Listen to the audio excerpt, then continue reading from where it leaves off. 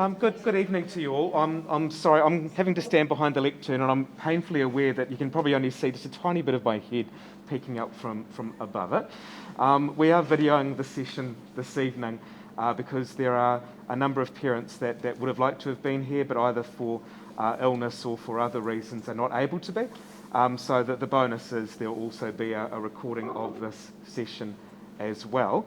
And then therefore, unfortunately, speakers, we're certainly tied to the microphones, so I will not be doing any interpretive dancing this evening, unfortunately.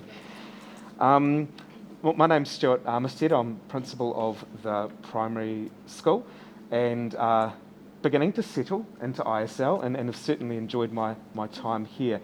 I am also now probably one of the more unpopular principals in the world, and that I have teachers along this evening who have parent interviews all day tomorrow, so they're very eager to be here this evening. And I also understand that many parents might decide, because the interviews are virtual, to drive off this afternoon, perhaps elsewhere. So I accept that and will not make the mistake again. You can hold me to it. It is recorded as a result. Thank you so much for coming along.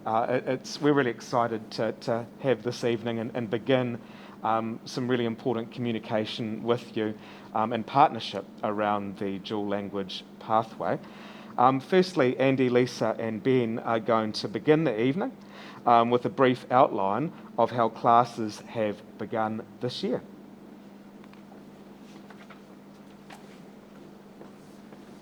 And when Stuart said briefly, I'm going to keep it very, very brief, because I think with the weekly newsletter, you see kind of what we're doing in class content-wise.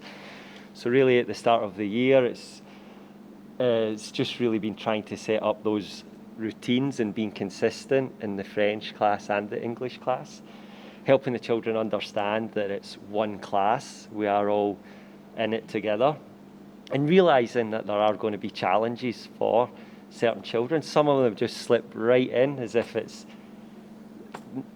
normal for them, and others it's taken just a little bit more time, which is completely normal. So it's been our job just to try and make them feel really comfortable in the classroom and willing to make mistakes, whether that's in French, speaking out in class, or even in English or mathematics. So just creating that atmosphere where they feel it's okay to make mistakes. I don't have anything to add. I would have said the same, but in French. So.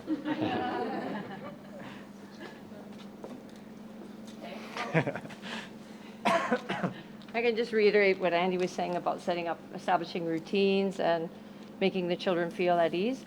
But I'll talk a bit more about what we're doing specifically with units of inquiry and trying to make everything as transdisciplinary as possible. So with Ben, we were really fortunate to be able to have a chunk of time to plan before we even got this going, to try to integrate language, for example. We're doing a whole unit on who we are, our identities, and so we integrate realistic fiction with that within our writing genre and reading genre. So the children will work on things like developing character in French, for example, which then correlates to the story that they're writing in English. So there's kind of a thread that goes through. It's very fluid. Rather than repeating concepts or strategies, we build upon what the other person's done the day before or the lesson before. So it's been really magical to watch it, actually, and to be a part of it. Yes. Yeah, and this, because part of the unit was to build a sense of community, we took it a step further. We engaged with a local school and interviewed each other about our identities. And the kids were so excited, and the teacher as well, that we want to continue collaborating throughout the year with various projects.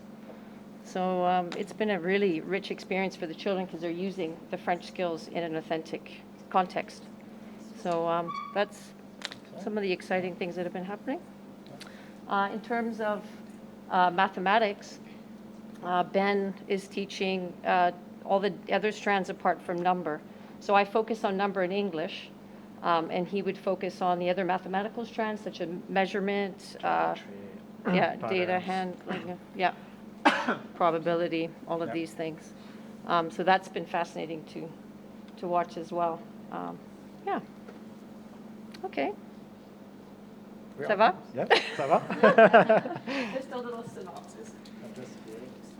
And obviously, as the year as the year progresses, there'll be more stories and vignettes and details about what is happening. What we wanted to do this evening is really to make it very clear to you throughout the year. We want to make sure we're informing, we're engaging, and we're involving you in what is happening within the program. Come around, that's all right. No problem. Obviously, Seesaw will provide an insight into the class program, but at any stage, your feedback is really valued. Together, we're going to make a really powerful team that's going to do a great job for the children in the classroom. It's my privilege to introduce Dr. Vally Lytra to you all this evening. The dual language team is very excited to be working with Dr. Lytra. You'll see with the wide range of roles she has how lucky we are to have Dr. Lytra with us this evening.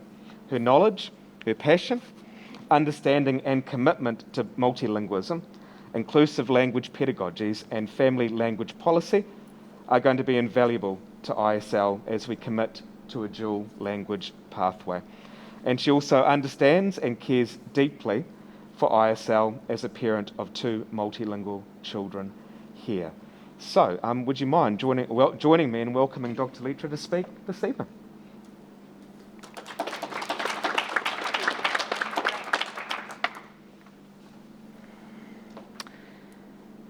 Okay, well, thank you everyone for the very kind invitation.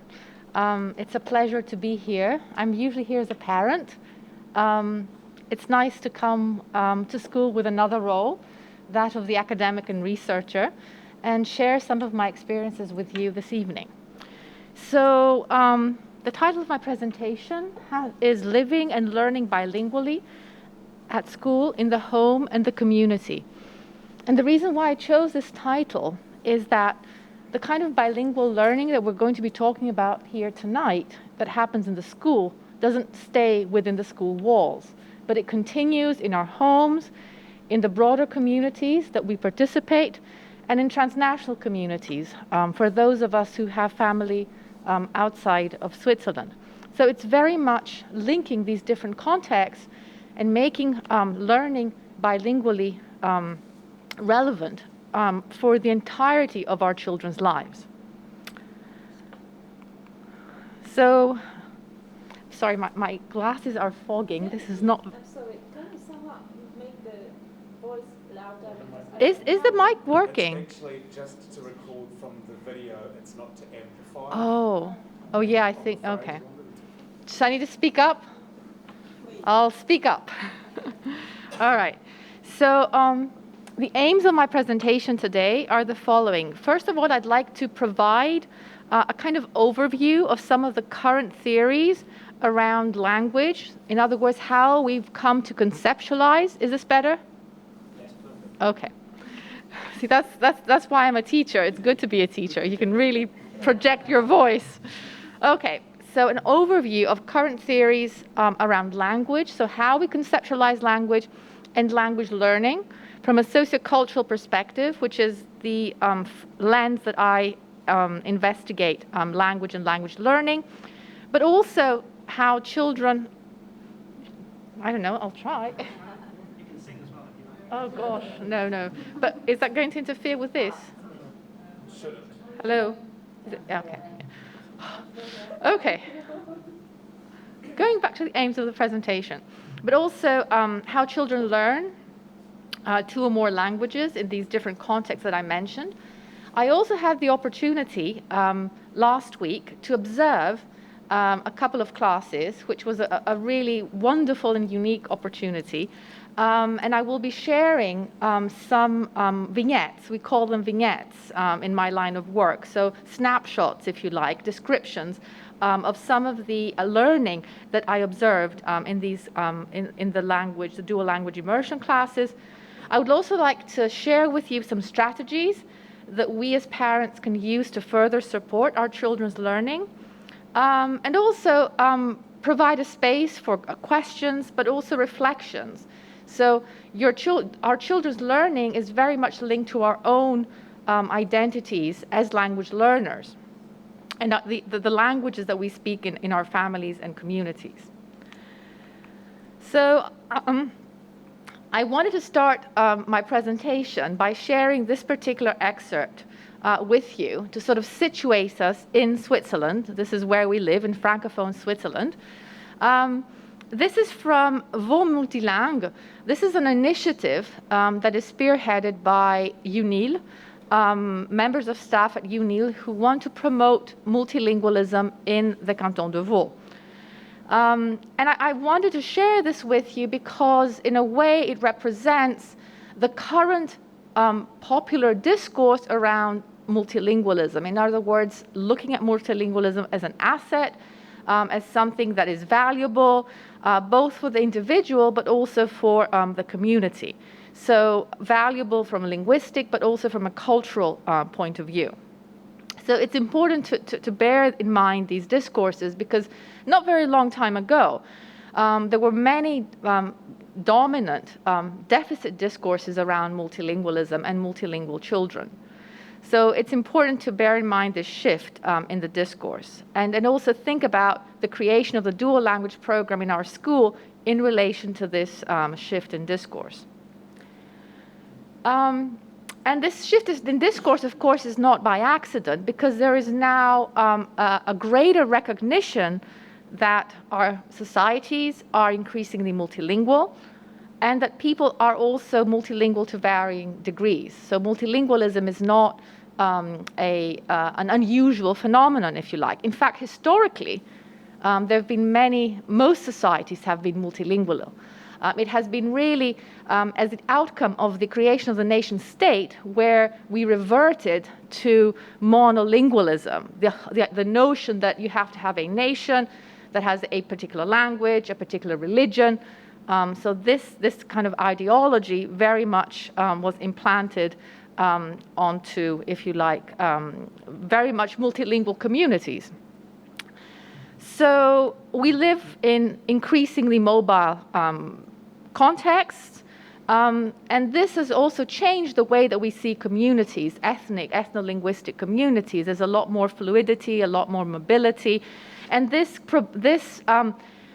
if you like, destabilizes fixed representations of language, identity, and culture. However, it's also important to remember that within this transnational mobility, there's also, in many societies, a very strong monolingual bias. And this monolingual bias persists very much within educational contexts.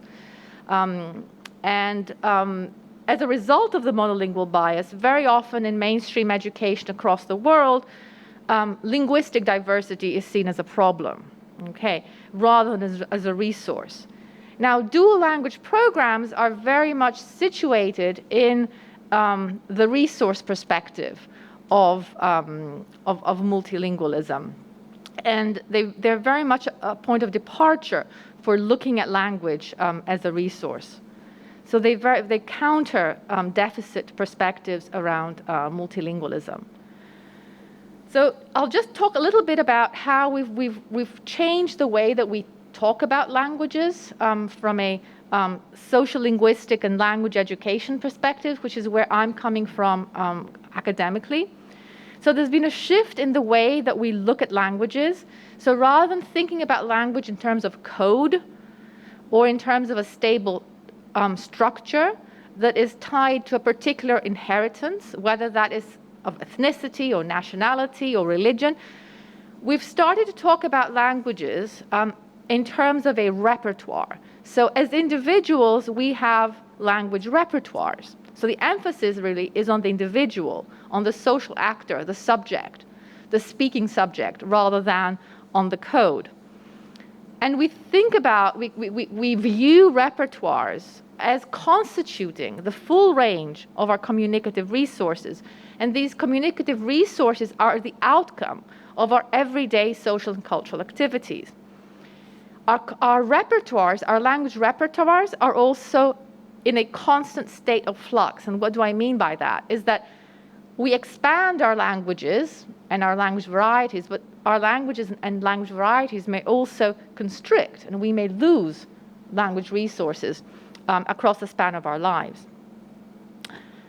And as language repertoires are in a constant state of becoming, if you like, the same way we understand membership and belonging as dynamic and negotiable.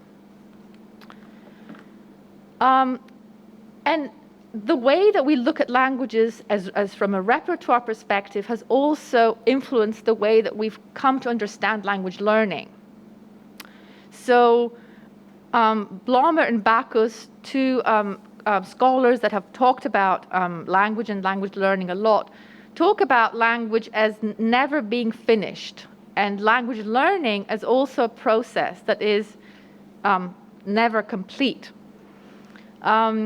So language learning can take place in formal and informal contexts. And it's important to remember that language resources are never neutral. So some languages are valued more than others. Okay, and a good example is the international reach of English and how much English is valued around the world. Other languages are not. And there's nothing inherent in languages that makes them more valuable than others. It is what we as social actors, as individuals, as members of communities, how we assign particular values to languages. And of course, how we evaluate languages, how we hierarchize languages has consequences in what languages get learnt, what languages get maintained, and then what languages get lost. So I'd like us to do a little exercise. I'd like you to, I talked about a repertoire approach to languages, and it's very important to think about what are our own language resources. What are the different languages, language varieties, or registers of languages that you have that have played an important role in your life? And I'd like you to use one of the, sorry, I'm going to, okay, so I'll have to move now. So use one of these sheets and colored pens. Okay, you'll have to turn around. Okay, use the table behind you. And think about what are your different languages. You can represent them in any way you like. You can use different colors. You can use squiggles for a different language and language variety. Yeah, you can draw. You can write little notes. There's no right or wrong way of representing your language repertoire. Okay, so maybe just if we take like a few minutes, 5 minutes to do that, and then once you've completed it, turn to the person sitting next to you and ask them, and compare. Okay, are there enough for everyone?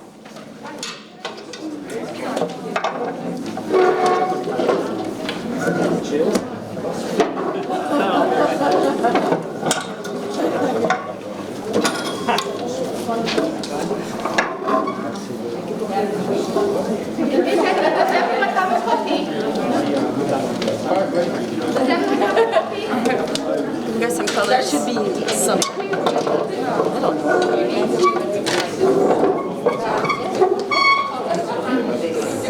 I didn't.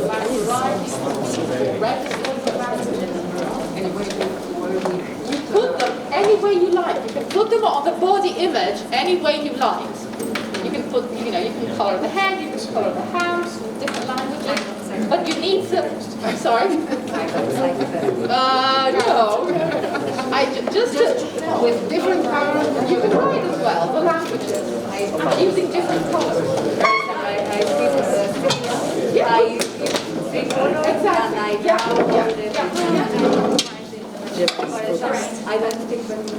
That's okay.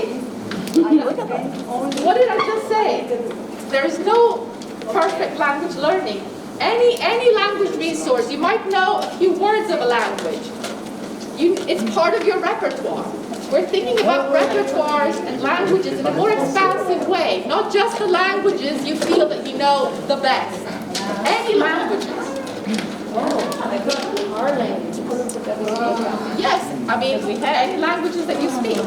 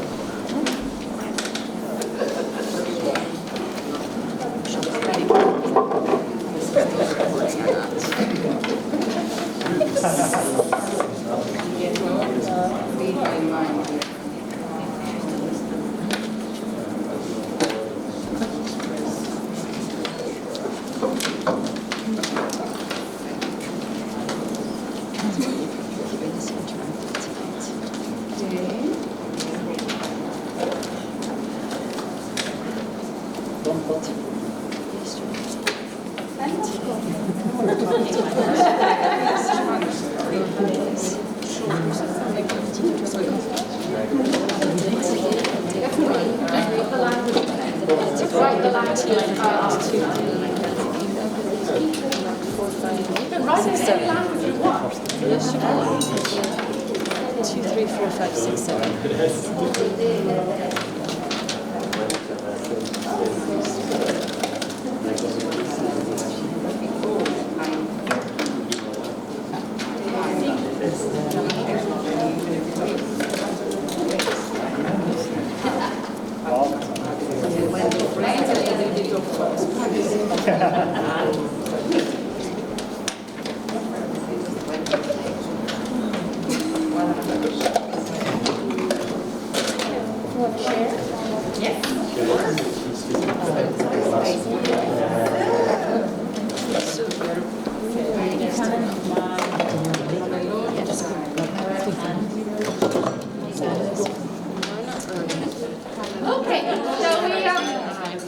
Shall we regroup? Okay, so who would like to show us their language portrait and take us through their language repertoire? Yes, don't be shy.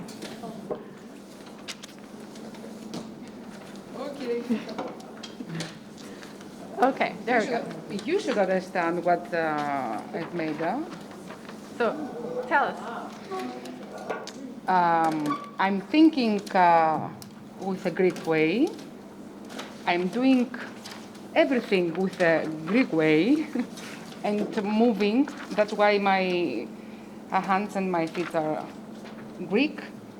Here my heart is Greek, but I'm really trying very, very hard. A little bit of French, a little bit of Spanish, but you know, they're fighting each other. What do you think in English? Ah, I forgot. around. Excellent. That can be around. So English is everywhere. Yeah. Okay, great. Wonderful. Okay. Anyone else would like to have a go? Yes. Do you want to come over and show us your language portrait? There's no right or wrong way about this. This is actually a research tool that researchers at the University of Vienna have come up with to elicit the way that people talk about their languages. Okay. So I'm Turkish. I put the Turkish like to the core of my body because it's my foundation. That's how I express myself.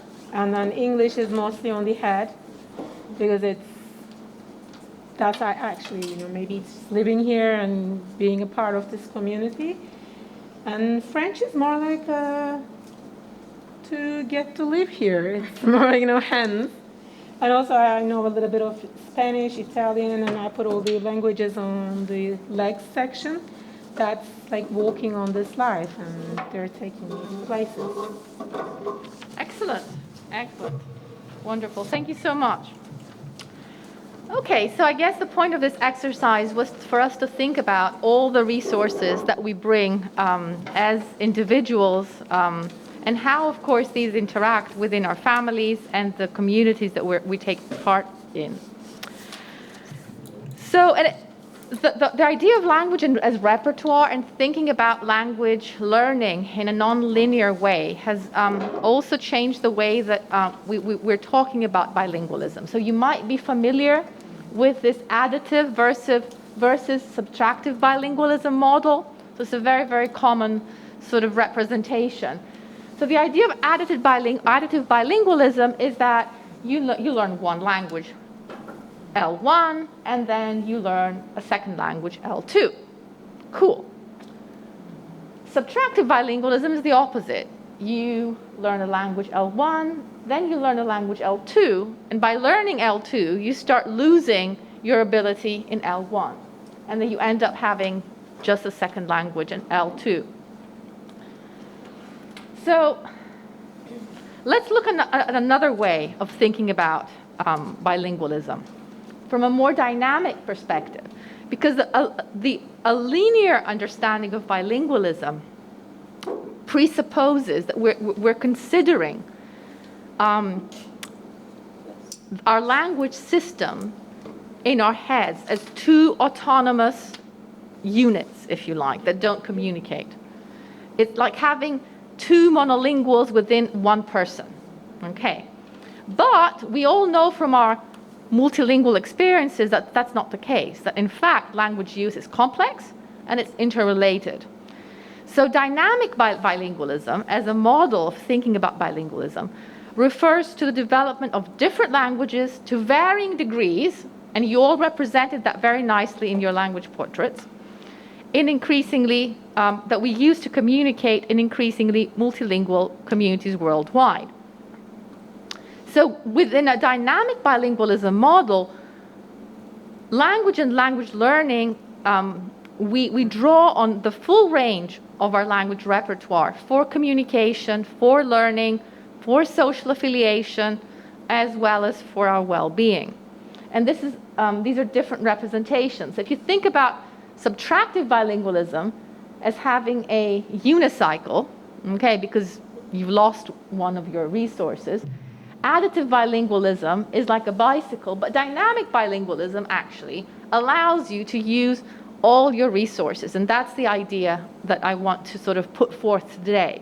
That even though our kids are part of a dual language program, we're here to talk about the dual language program, it's important to remember that our kids come to the school, to the dual language program, or to any language program, with many more language resources than the ones that are used in the school. And it's an important question for us as parents and as educators to think of ways that we can integrate the kids' different resources and use them, really utilize them for language learning and also for social affiliation. It's a very important aspect.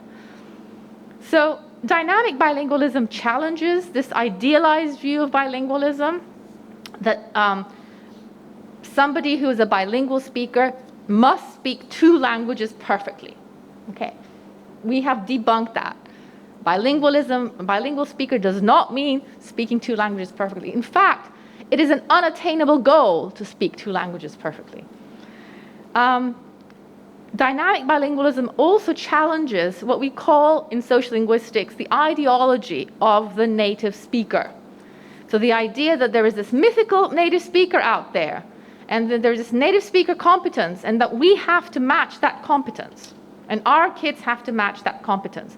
The problem with this ideology is that it perpetuates a deficit view of learners and teachers, because we will never sound like a native speaker. Plus, there is no such thing as a native speaker,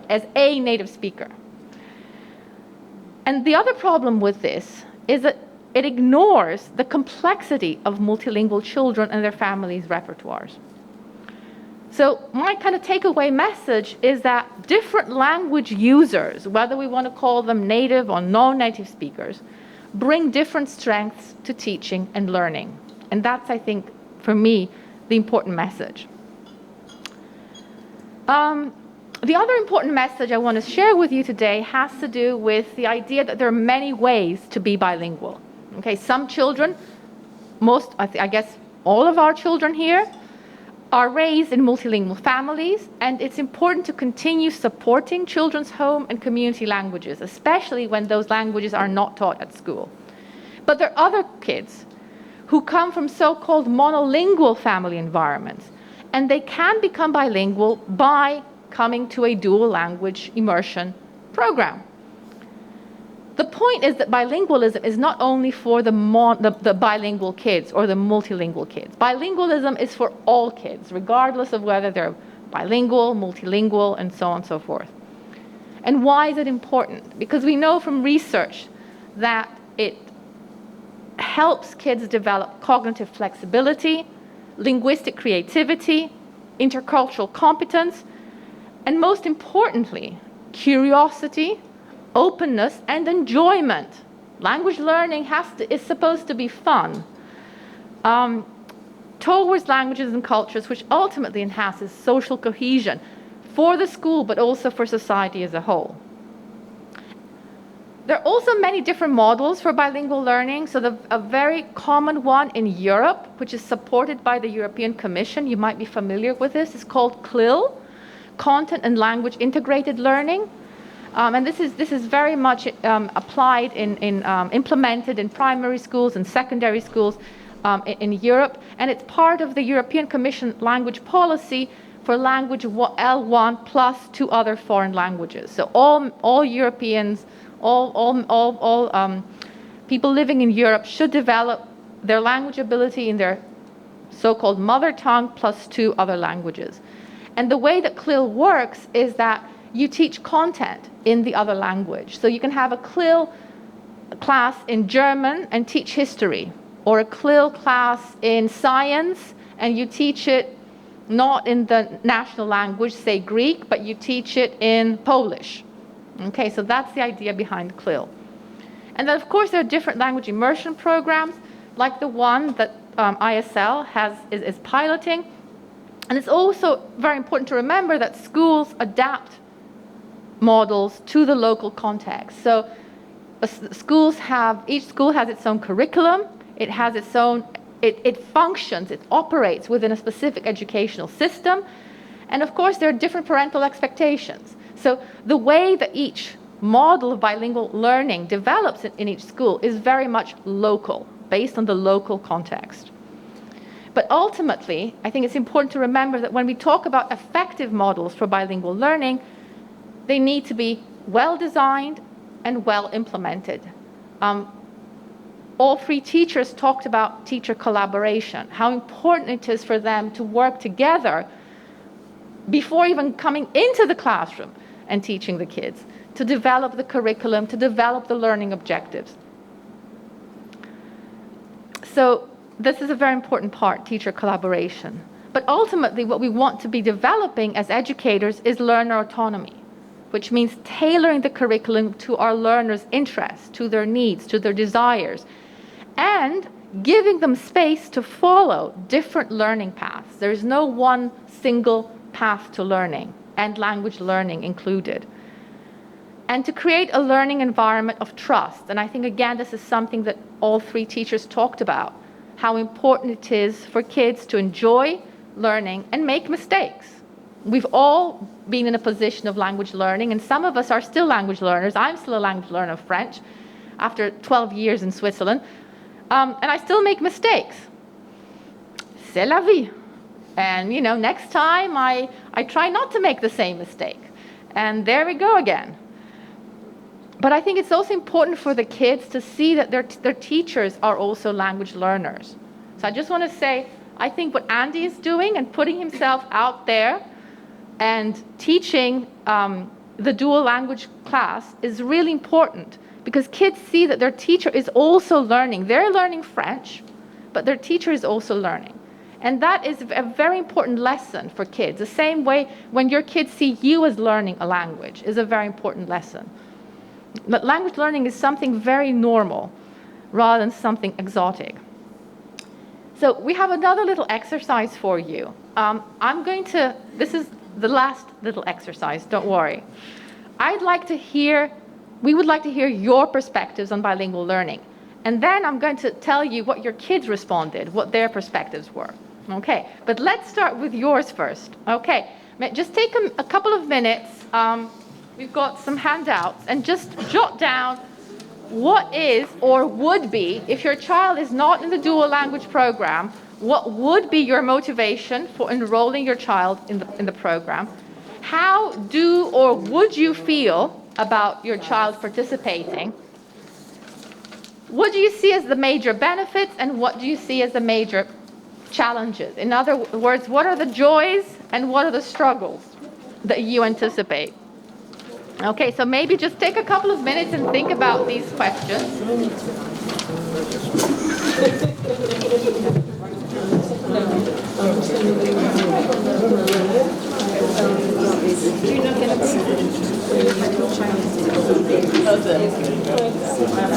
You're welcome. Does everyone have a handout? Just what comes to mind. You don't need to overthink it. I have green or pink. Everyone has a pink. One with green or pink.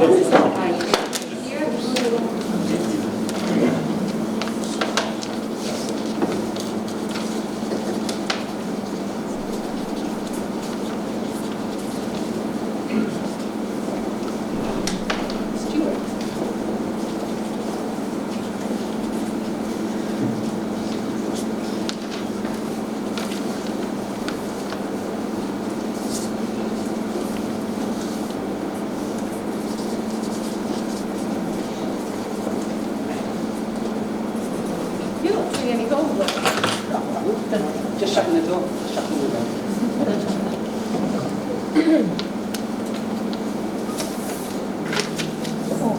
And the banter is focused as their children. Yeah, I know. That's right. Is this in English?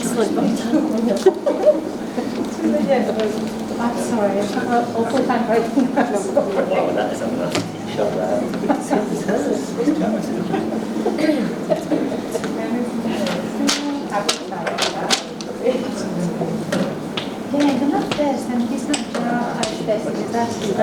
Well, not for Marty, okay? Oh, you think? I don't know. That's the only Bring that up as an example. You can write in French if you feel more comfortable. that doesn't have to be done.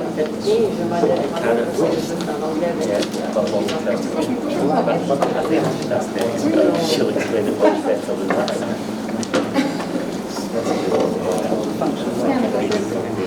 Thank you very much.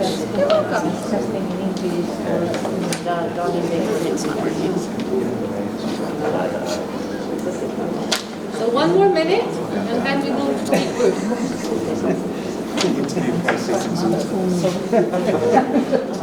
laughing emotional.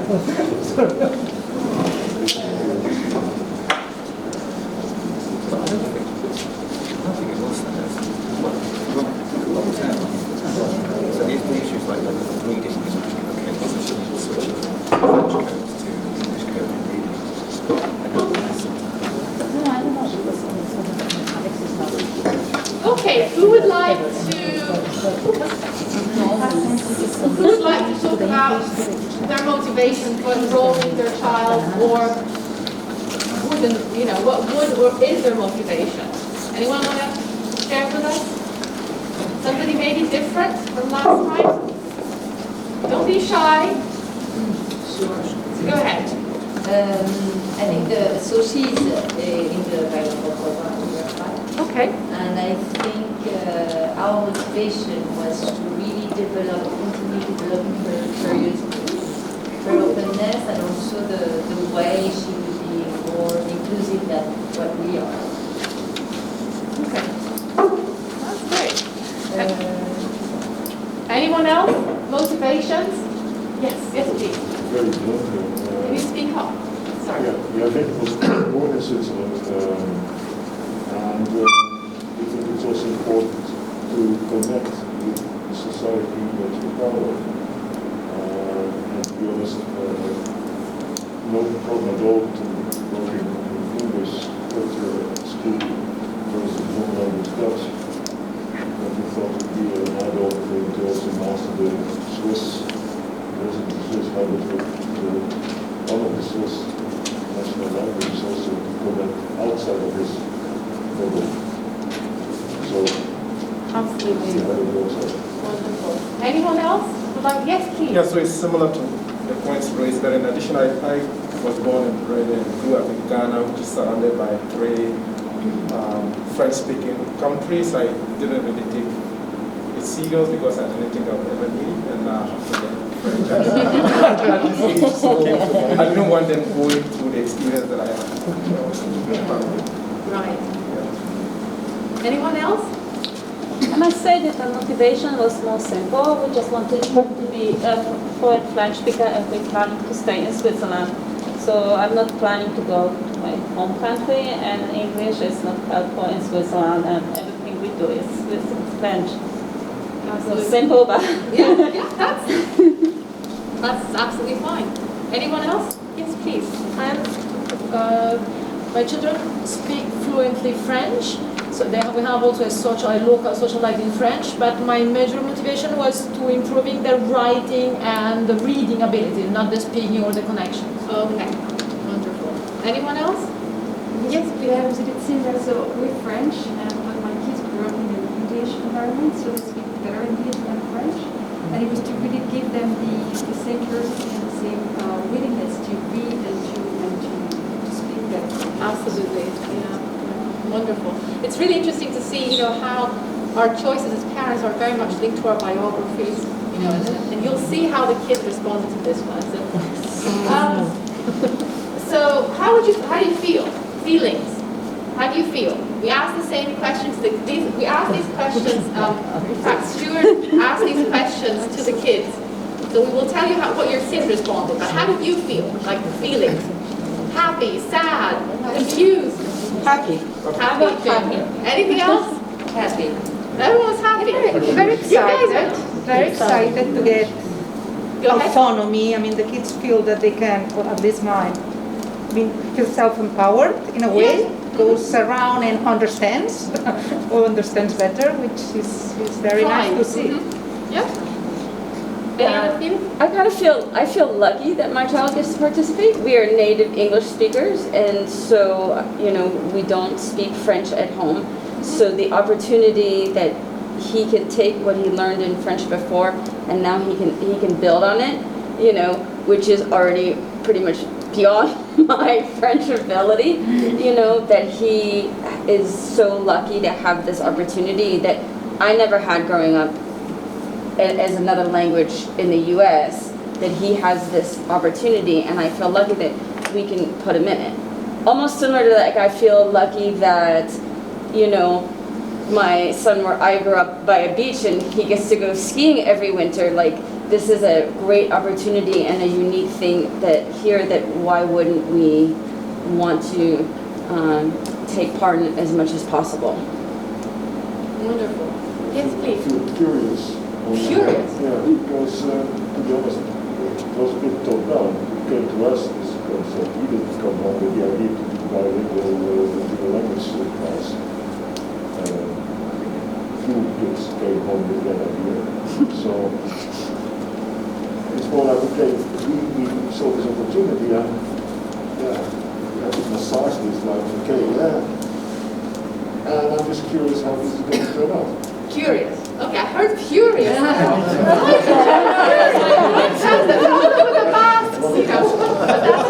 That's linguistic creativity there.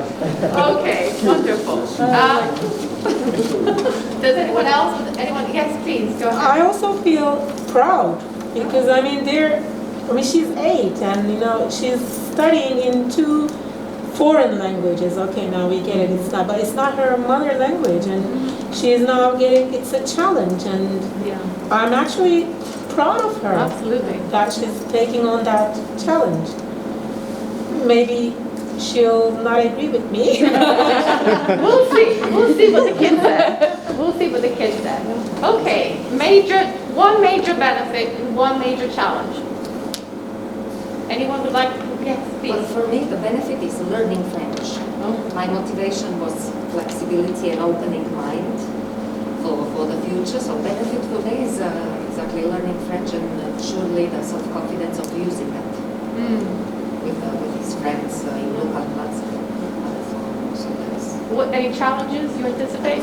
For me, it's a little bit probably, as I see it, keep up academically to be sure that it's the size of Yeah, both languages develop academically in parallel. And not only, but academically also the other subjects. Keeping up, developing all the subjects in both languages. Yeah. Okay. Yes, sir. I see as a challenge, how does the school or the program manage the different levels of abilities in one language? Like my daughter she's native French speaker. As you can see that, I guess I can't because of it. And she says that, well, yeah, it's okay, but she says more than half of the kids do not have any level of French, so how do we equalize that? I think that would be a challenge. Absolutely, yeah. But also remember the value of mixed ability classes is that the child who is stronger in a particular subject can actually work as a mentor. They can work as a model for a child who's less strong. And then maybe that child is strong somewhere else and they learn from each other. So the peer learning that takes place is very important. And there's a lot of value in giving children, who are perhaps, supporting children in their strengths to support their peers. And then, at some point, they will also be supported by their peers. So it's a very important process. So there's a lot of peer learning that takes place that sometimes we don't think about. This is a very good point. Yeah. But academically, if you need to reach like excellence in, let's say, in other subjects that are not languages. Yeah. Right? Mm-hmm. I don't know how much that keep the speed slower or faster in a given, I don't know, in a math class, for instance. Absolutely. It is one challenge I see. Maybe our teachers want to come in here. That's our How job, you guys are dealing with it? to meet the needs. So we're doing ongoing assessments all the time in every subject. That's true. That's true. Yeah. Have assessments a lot. So that we can determine what our next steps are in various subjects.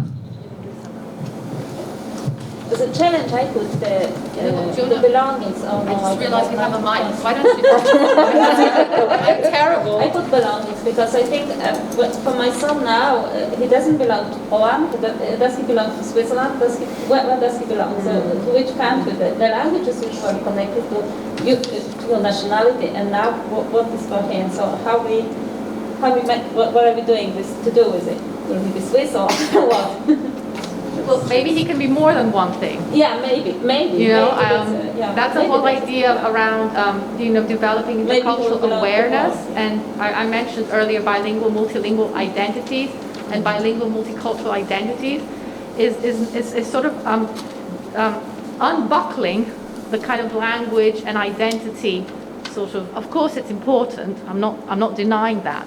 But in some contexts, perhaps the Polish identity is more important. And in other contexts, the Swiss or the English or the French so it's this kind of, I think our kids are growing up in a context where they're constantly negotiating their identities. Their identities are not fixed. And then who they support, when they football team? Well, maybe they can support more. Again, why does it always have to be one team? Can it be more than one team, I don't know. No, okay, fine. There goes my argument. Okay, let's move on. I'll share with you a little bit of how the children talked about their motivation to participate in the language program. So certainly what came out from their very short interviews with Stuart was that this was a family project. One of you said that you had to massage your child to sort of, convince them that this was a good idea after all. And quite a few kids talked about making a joint decision with their parents. So they would say things like, me and my parents, blah, blah, blah. The other thing that came out in their responses was this need to communicate with friends and neighbors. So this idea that some of you also mentioned about social integration, becoming part of the broader community, not being in a bubble. And then the issue of oracy, developing fluency in French came up, and vocabulary. Some other kids who were already fluent in French talked about developing literacy in French, so that was the main reason why they joined the program. A couple of kids talked about replicating the experience of learning bilingually. They had attended an English-French bilingual program in another country, and they wanted to experience this again in Switzerland. Quite a few kids talked about living in Switzerland where lots of people speak French, ergo the need to speak French. And some also kids talked about being a French-speaking family. French is my language, said one kid. I'm really French. Okay, so this kind of, that what we talked about in terms of language and identity, it was unambiguous there. Okay. How did the kids talk about their experience of shuttling between the two languages? So these were the adjectives that the kids used. Normal, surprising, tiring, not that hard, a little bit strange, not confusing, different, weird, fun. So I think our kids have a lot of imagination, that's for sure, and a more extensive vocabulary in terms of how they experience this. And I really like this one. One child said, I really like it, but it's a little bit strange. 3 days English, then 2 days French, and on Saturday and Sunday it's Spanish. So maybe this resonates with some of you. I thought it would elicit a smile, and that's why I put it in the presentation. And I will now move on to talk a little bit about my experience of observing a 1 year 4 and year 5 French immersion literacy class, and then 1 year 4 English literacy class. I also had the opportunity to talk with the teachers, to talk with Stuart, and to collect some photographs of the children's work and some photographs of the resources that were available over these 2 days. So as you know, the school follows the PYP curriculum. Learning is in 2 languages, about 60% English, 40% French. There's the 3 days English, 2 days French. I talked about the planning, how teachers work together. I'm not going to repeat that. I'm going to go to the more juicy stuff, which is the bilingual learning. So observing the classes became very clear to me that the children were aware of the language policy of the school, that there is a designated language on the English and French days respectively. And they were, of course, encouraged by their teachers to use these languages respectively during the lesson. Sometimes I observed that both languages were used together, which again is very normal in bilingual settings. And what was quite interesting was that in the private peer talk, year 4 children tended to use more English. Year 5 kids used perhaps equally French and English. And in the French class, certainly a lot more French between them. And I think this reflected the contrasting language abilities in French of the 2 years, if you like. But overall, it was very clear to me that the kids are dominant in English. Okay, so French is really the immersion, the language that they are becoming immersed in, rather than English, if you like. And of course, as many of you already mentioned, kids come from all different kinds of language learning trajectories, different families with different histories. And I think what we see so far is that the children's language abilities, we certainly see the dominance of English, and this is also, if you like, historically represented in the school. ISL has been historically an English medium school. But we would anticipate that the children's language profiles are going to change as the visibility of French in the school more generally increases, because it's not just a dual language program that's happening, but lots of other things are happening around French and French language learning. And of course, the dual language program is expanded within and across the years. Now, how is bilingual learning supported? So there are different ways that teachers purposefully support bilingual learning. So one way is what we call bridging the curriculum. And how do you do that? You do that through shared themes, like the unit of inquiry that both classes do. And then developing literacy activities that build on and complement the kind of knowledge and skills that the children are developing in both languages. Another way is to develop understanding of ideas and concepts in both languages using translation. And this can be teacher-initiated, this can be child-initiated, but it can also be using Google Translate on the iPad. Using a variety of resources in both languages, which become stimuli for learning. And you'll see in the pictures that I'm going to show you how print-rich in both languages, but also digitally rich, the classrooms are. So the kids are getting a lot of stimulus, language stimulus from what they see around them. Bilingual learning is also supported by strengthening metalinguistic awareness and metalinguistic skills. So metalinguistic means the ability to talk about language. So when children compare vocabulary, when they compare grammar points, where they compare pronunciation between languages, that is called metalinguistic ability, the ability to talk about language. Developing linguistic creativity, which I think is super fantastic. And of course, ultimately becoming linguists, okay, and reinforcing their pride in their bilingual and bicultural identities. So what I have here, I have a few vignettes, which are my observations from the classroom, where I'm going to sort of show you how I sort of identified these different learning possibilities. So this one comes from the Year 5 immersion class. You can read it very quickly, and I'll sort of take you through it. So the kids, Ben was reading a book to them,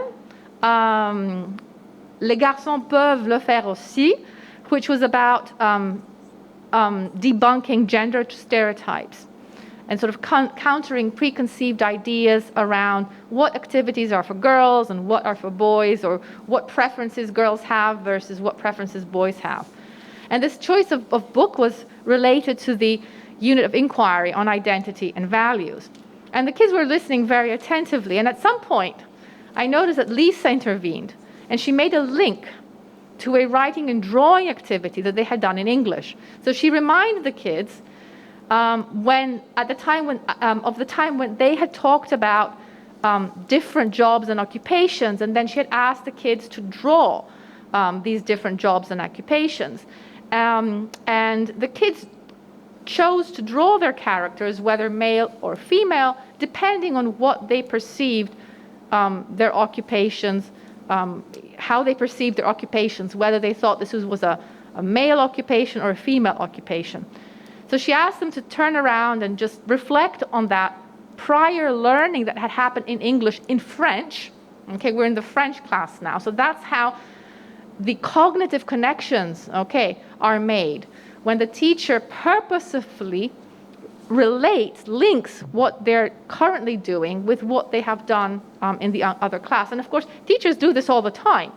Okay, in this case, these are two links in between two different classes. But these kind of links teachers do all the time within the same class as well.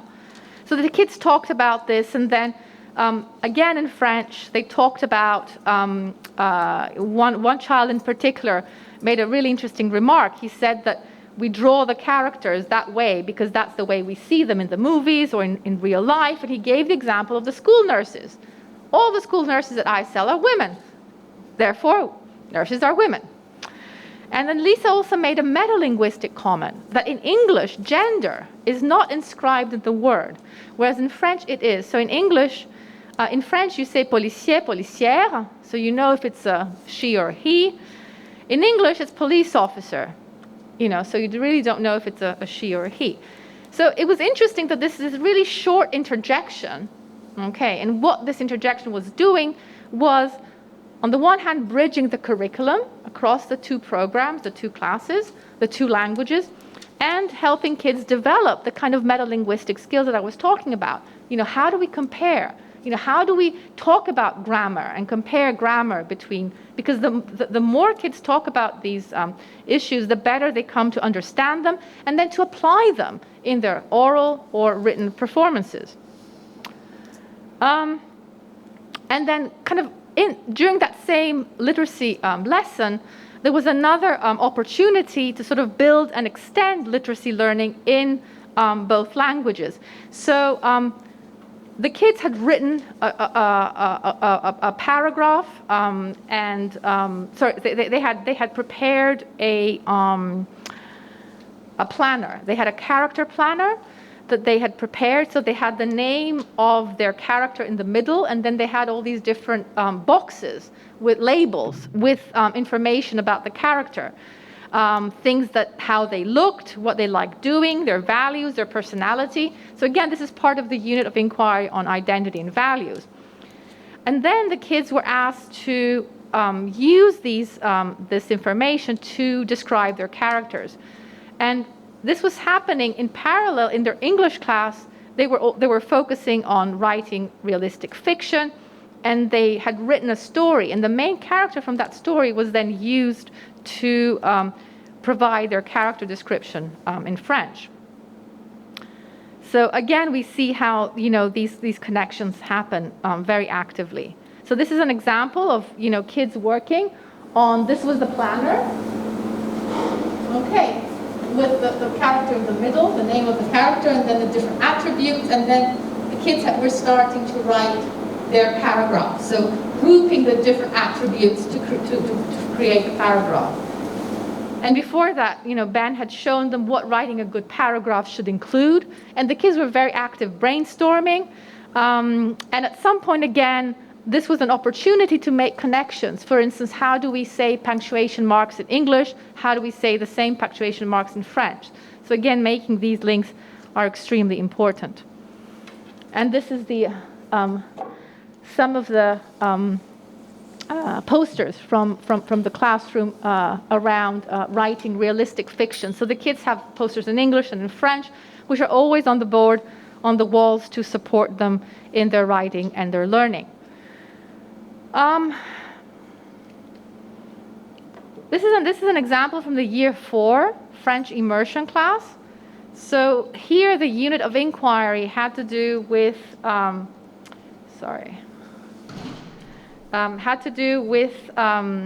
les êtres vivants s'adaptent et changent pour survivre à leur environnement. That was the unit of inquiry. And there was a poster on the wall with the kind of main lines of inquiry in English and in French. And there was also another poster, and I'll show it to you. I'll just show them to you maybe. Here you go. This was the idea, the central idea, the unit of inquiry in both languages. And then there was this poster with the animals. Ben was showing the kids this poster and encouraging them to come up with sentences using a particular grammar structure, drawing on these images and labels that I just showed you that were on the wall. And Andy commented to me, the kids were taking turns. They were very enthusiastic. Sometimes they were searching for words for words, so they would ask a word in English, and Ben would supply the word in French, or another peer would supply the word.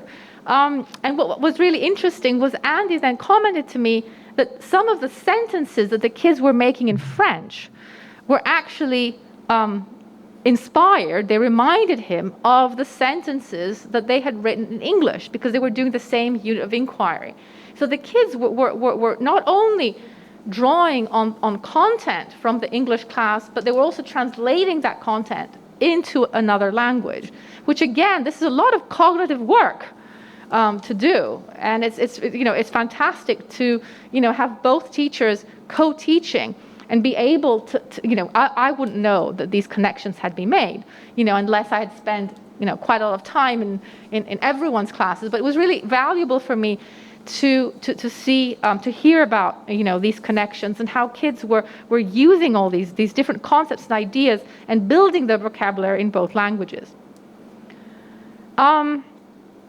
Yeah, and this is an example of linguistic creativity. I love linguistic creativity. Sometimes we think that this is a mistake, but actually, if you think about it, it's not. So Ben was again reading another picture book, Le Samedi au Paradis, this time. And the kids were having a fantastic time. There we go. Very much engaged, listening very attentively. And there were all these new words that were coming up. And this word, the kids knew the word for poubelle, but not the person collecting the garbage. So one child suggested poubelier, which I think is like a fantastic suggestion. It's a really good guess and an excellent example of linguistic creativity. So, Ben didn't say that's wrong. No, it was a great suggestion.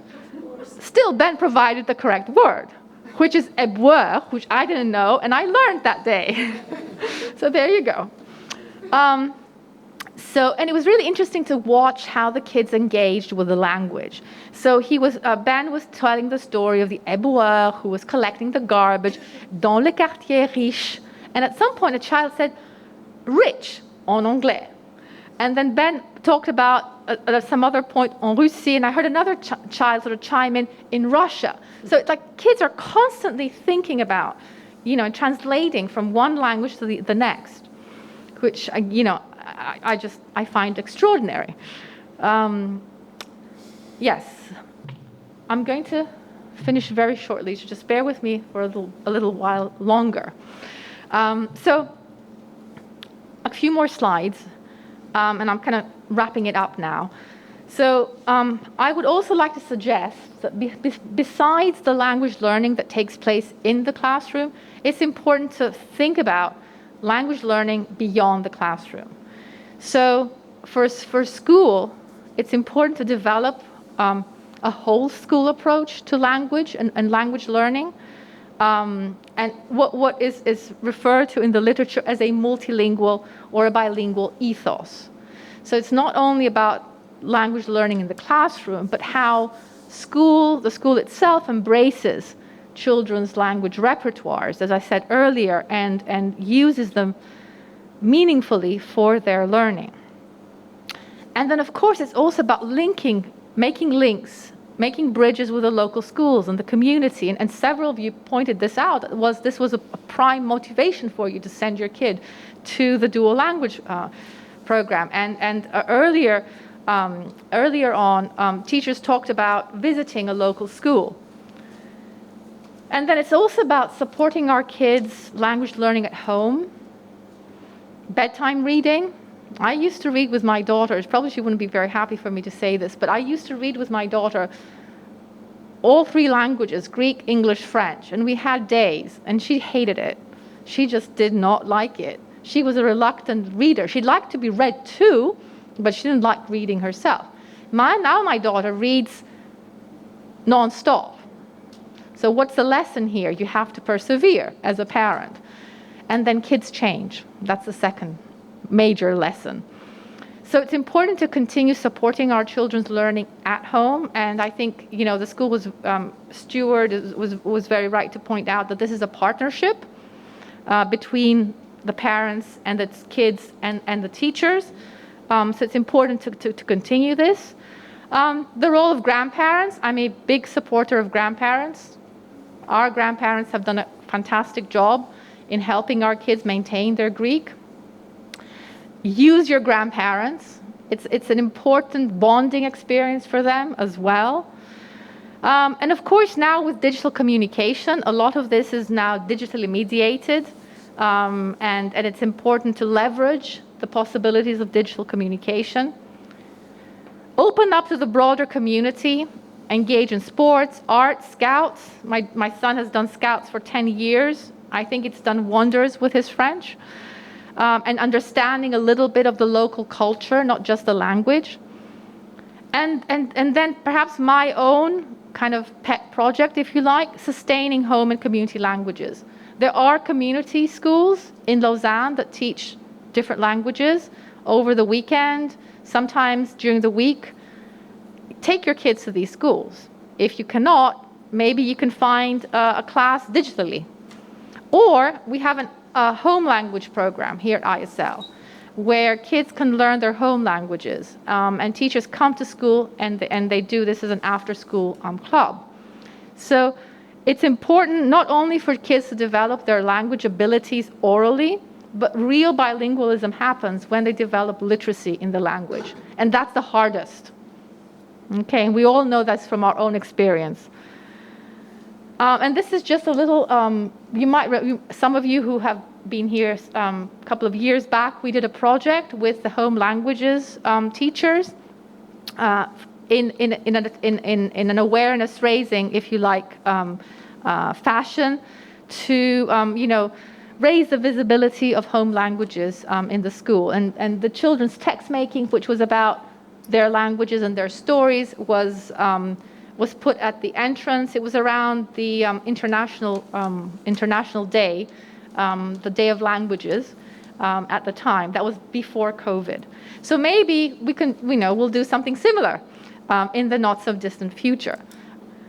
And here are some resources for you. And I've intentionally put there that it's in alphabetical order because I realized that the 2 French resources come at the bottom. It was not intentional. Okay, so these are some books if you want to, read further. And there are a couple of blogs by François Grosjean and Elisabeth Lanza. They're both well-established academics. And then there are 2 resources in French as well. The Peach program seems really, really interesting. It's actually multilingual. It's in several languages, including French. And it has resources for parents and educators. So, and of course, Vaux Multilingual. Let's have a look at what's happening in our neighborhood first. Okay. And with that, I want to thank you all for your attention. And I'm happy to answer any questions you might have.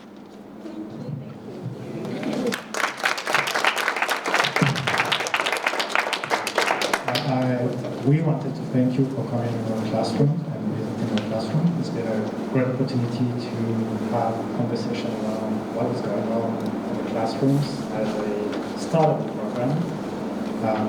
On travaille sur le programme depuis le mois de février avec Nancy, Lisa, Fraser. On a beaucoup réfléchi sur la structure du programme, sur l'équilibre entre le français et l'anglais.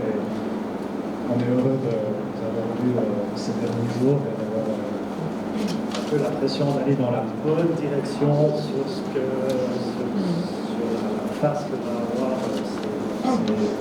ces classes bilingues à l'école. Donc merci pour ça.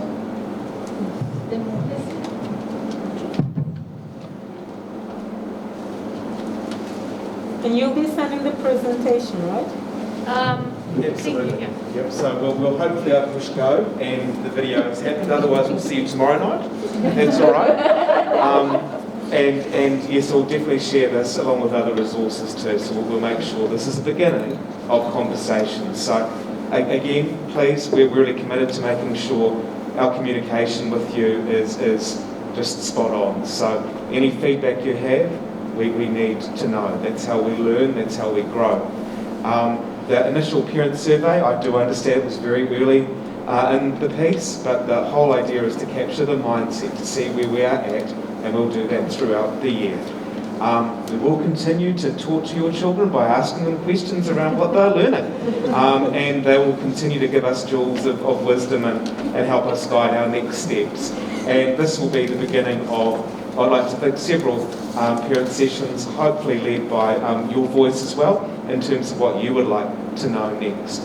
I don't think I'm speaking out of turn here, and that's saying the development of these 2 classrooms is then to be followed by year 3 and 6 next year, and a lot of conversations around how we really grow our capacity throughout the school. So your voice is going to be really important, and I think again you can join me in thanking Dr.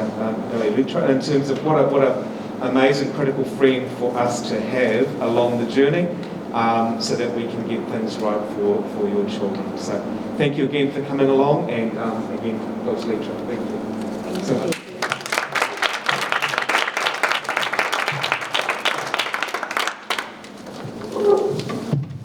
Questions? Yes. Do you have questions? Yes. Go ahead. I heard there will be 6 next year bilingual, but what is the future of the children? What will they do in year 7? What will be in secondary, high school? How then what is the bilingual idea, or what is, sorry. So conversations are already beginning. I mean, we do have time, but that was a conversation at board level that happened earlier this week as well. Mr. Kins, can I pass it on to you? Yes, so that's a really good question. And we're in I wish I could give you an answer and say I know exactly what shape it's going to be in 4 years' time, 5 years' time, but absolutely not. We have several ideas. Simon is already thinking about what is possible in year 7. And one of the reasons for doing it or introducing it the way we have is to give us time actually how to adjust. Because one of the points I thought Dr. Lytra made, which is very important, is it's a local thing. We need to make sure that what we establish in the school works for our community and our school. So there are a number of different models that you can introduce in the secondary. There are different ways to do it, and we're trying to think our way through what's the best. But absolutely, the commitment of the school is it will go up into secondary, without a doubt. But it won't be this what is at the moment, but it will be something different developed, or you don't know? I'm sorry, say that again. Yes, at the moment the kids in secondary, they can continue, they can take language A for French, yes? Yes. But you're thinking about something different, or it will be... Yes, we're thinking about, yes, because it will certainly look different to what it looks like now in Year 7. Absolutely. I just don't know what that is. Yeah. Okay. Don't worry, I've got it all under control.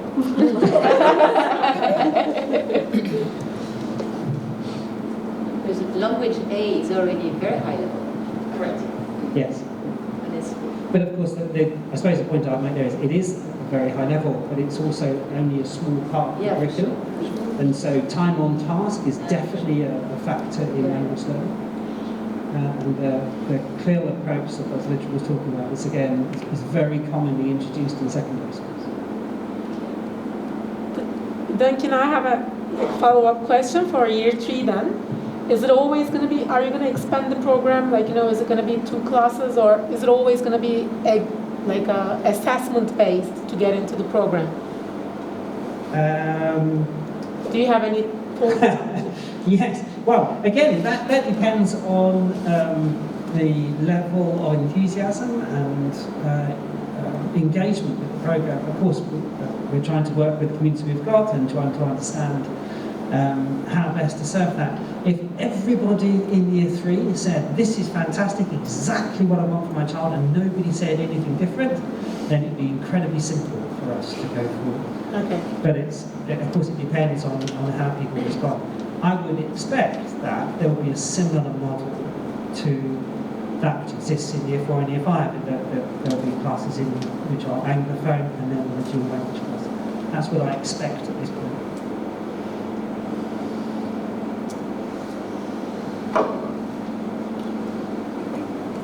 So we'll see.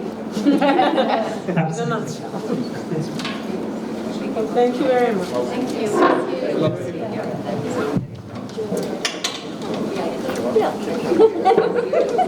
I feel like I'm asking you for a drink. Do you want to come in for a drink?